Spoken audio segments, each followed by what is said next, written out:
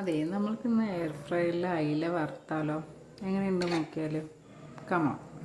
Air fryer വാങ്ങിയതിന് ശേഷം non veg cook ചെയ്യാൻ എനിക്ക് വളരെ ഇഷ്ടമാണ് കേട്ടോ.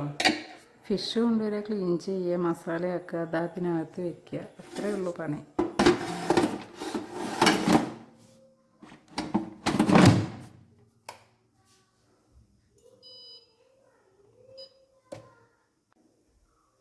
പന്ത്രണ്ട് മിനിറ്റ് ഉണ്ടോ ഞാൻ എയർ ഫ്രയറിൽ ഫിഷ് കുക്ക് ചെയ്യാൻ വെച്ച ടൈം 12 മിനിറ്റ് കഴിഞ്ഞപ്പോൾ ഓട്ടോമാറ്റിക്കായിട്ട് ഓഫായി.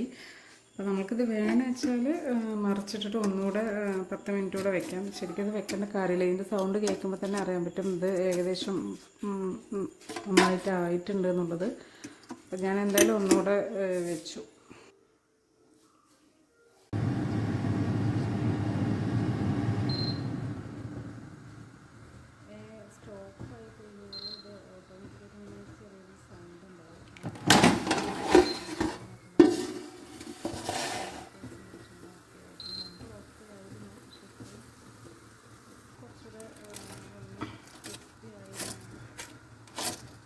ഫിഷൊക്കെ റെഡി ആയിട്ടുണ്ട്. നമുക്കതൊന്ന് വെന്തിട്ടുണ്ടോ എന്നുള്ളത് നിങ്ങൾക്കും കൂടെ ഒന്ന് കാണിച്ചു തരാം കേട്ടോ. നല്ല ചൂടാണ്, ഈ കാണുന്ന പോലെയൊന്നുമല്ല, നല്ല ചൂടുണ്ട്. നമുക്കങ്ങനെ പാച്ചോന് ഈ മീനും കൊണ്ട് ചോറ് കൊടുക്കാൻ പോവാം കേട്ടോ.